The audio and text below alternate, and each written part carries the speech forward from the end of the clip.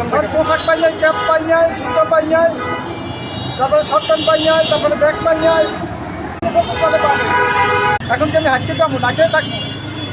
প্রথম থেকে উঠে দিচ্ছেন সেখানে আপনারা ওঠেননি, এই জন্য আমি আপনাদের দেখবো। বলেন। সাইকেল চেপে করেছেন, সাইকেল চেপে করেছেন আমার বাবা সেনাবাহিনী সাইকেল চেপে করেছেন।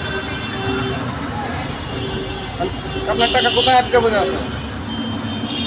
আটকা পড়ে আছে কোথায় আপনার টাকা? আমার টাকা আটকা পড়ে আছে ব্যাংকে। আপনার বাইরে বলেন না কেন? ভাই অসুস্থ, আপু অসুস্থ। আমার আপুর নাম মারিফুর রহমান। না যে সোহেল কই সোহেল? ওই যে বললেন যে ভাই সেনাবাহিনীর অফিসার কোন জায়গায় আছে শেরে বাংলা।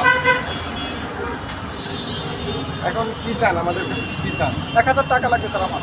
1000 টাকা লাগবে? হ্যাঁ, যে কোনো একজনে দেবেন, আমি আবার 1 ঘন্টা পরে দিয়ে দেবো বাসায় যাইয়া। পাঠিয়ে দেবো আজ ভাইকে আপনার হাতে। কীভাবে পাঠাবো? আদানি পাঠাবো ব্যাংকে পাঠিয়ে, সাহার আদানি পাঠাবো ব্যাংকে বললে সাহার আদানি নিয়ে যায় টাকা। সাহেব দাদা সাহেব না হবে 1000-এ বলছি 1 লক্ষর কথা, 1000-এর কথা বলছেন। যেহেতু আপনাদের বেতন 30 টাকা 50 টাকা আমি দেই, আমি দেখছেন স্যার, আমি দেই। আপনি দেন? আমি দেই, আমাদের বেতন আমি দিই। আমার শ্বশুর ডাইরেক্টর আপনাদের।